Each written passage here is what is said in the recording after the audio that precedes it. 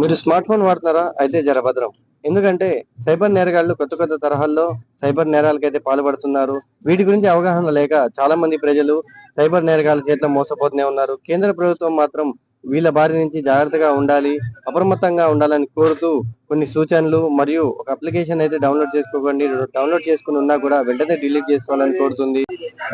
Screen sharing app మీ మొబైల్లో ఉంటే వెంటనే డిలీట్ చేసుకోండి. ఎందుకంటే ఈ స్క్రీన్ షేరింగ్ యాప్ వల్ల మీ మొబైల్ యొక్క కంప్లీట్ మానిటైజేషన్ అనేది సైబర్ నేరగాల చేతిలో వెళ్ళిపోతుంది. సో దయచేసి స్క్రీన్ షేరింగ్ యాప్ డౌన్లోడ్ చేసుకోకండి. ఒకళ్ళు చేసుకుని ఉన్నా కూడా వెంటనే డిలీట్ చేసుకోండి. మీ మొబైల్లో అపరిచిత లింకులు కానీ మెసేజ్లు కానీ ఏమన్నా వస్తే లింక్ ని క్లిక్ చేయకండి. మెసేజ్ ఏమైనా వచ్చినా కూడా వెంటనే డిలీట్ చేయండి. ఓటీపీలు కానీ ఏమైనా వచ్చినా కూడా ఎవరితో షేర్ చేసుకోకండి. మీరు కొత్తగా డౌన్లోడ్ చేసిన అప్లికేషన్లు ఏమైనా ఉంటే ఇన్స్టాల్ చేసేటప్పుడు అలౌ డెన్ అని అడుగుతుంది. అలౌ చేసే ముందు ఒకటికి 10 సార్లు చూసుకోండి. ఎందుకంటే వీటిలో కూడా సైబర్ నేరగాళ్లు వాళ్ళ యొక్క చేతి వాటం అనేది చూపిస్తూనే ఉన్నారు. మరియు మీ సోషల్ మీడియా అకౌంట్స్ అనేది గోప్యంగా ఉంచుకోండి. ఈ కేంద్ర ప్రభుత్వం యొక్క సూచనలు పాటించుకోండి. జాగ్రత్తగా ఉండండి. సైబర్ నేరగాళ్ల చేతిలో మోసపోకుండా ఉండండి. జై శ్రీరామ్, జై హింద్.